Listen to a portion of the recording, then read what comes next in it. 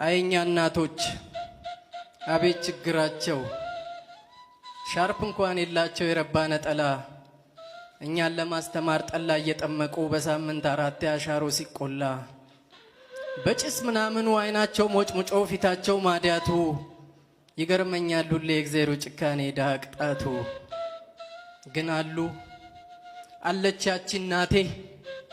በባዶ ሆዷ ሳትበላ ሳትጠጣ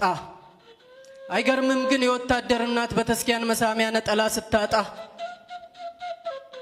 እናቴን ናፍቀሽኛል ደግሞም ጸልይልኝ